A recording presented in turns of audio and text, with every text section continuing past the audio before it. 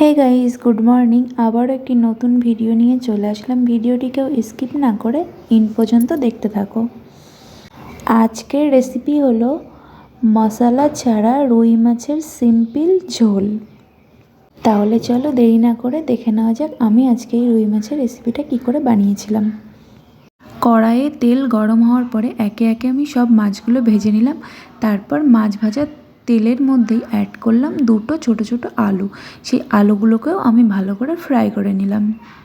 তারপর ওই তেলেই আমি অ্যাড করব তেজপাতা, শুকনো লঙ্কা, জিরা, কিছুটা পরিমাণ কাঁচা লঙ্কা আমি অ্যাড করলাম। তারপর এখানে 70% আমি সেদ্ধ করে নিয়েছিলাম সজনার ডাঁটা, সেগুলোকে এখানে অ্যাড করলাম। আর দিলাম দুটো ছোট ছোট টমেটো।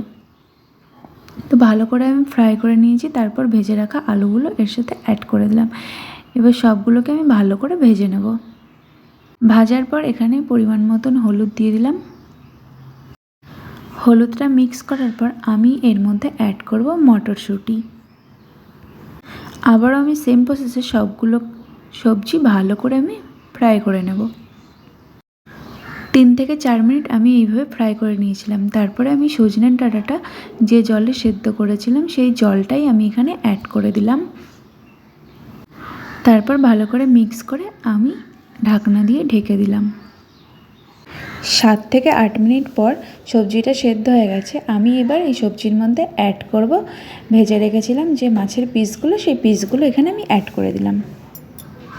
এরকম সিম্পল মাছের ঝোল খেতে কিন্তু খুবই সুন্দর লাগে গরম গরম। তারপর দেখো আমি এখানে অ্যাড করব আগে থেকে ভেজে রেখেছিলাম কিছুটা পরিমাণ জিরা। তো সেই হোমমেড জিরা গুঁড়োই আমি এখানে অ্যাড করে দিলাম।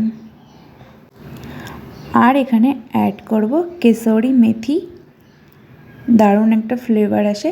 তারপর আমি এখানে কিছুটা পরিমাণ ধনিয়া পাতা কুচিয়ে রেখেছিলাম, সেগুলোকেও আমি এখানে অ্যাড করে দিলাম। তো অলমোস্ট আমার মাছের ঝোলটা ডান। এবার আমি গ্যাসটা অফ করে দেবো। আর তোমরাও কিন্তু অবশ্যই কমেন্ট করে জানিও আজকের এই সিম্পল মাছের ঝোলের রেসিপিটা তোমাদের কেমন লাগলো। কোনো রকম মশলা ছাড়া এরকম মাছের ঝোল খেতে কিন্তু জাস্ট অসাধারণ লাগে। তাহলে চলো আজকের মতন টাটা, আবার দেখা হচ্ছে নেক্সট ভিডিওতে। আমার ভিডিও লাস্ট পর্যন্ত দেখার জন্য অসংখ্য ধন্যবাদ সবাইকে। আর কথা না বাড়িয়ে এবার আমি গরম গরম মাছের ঝোলটা দিয়ে ভাতগুলো খেয়ে নিই। টাটা।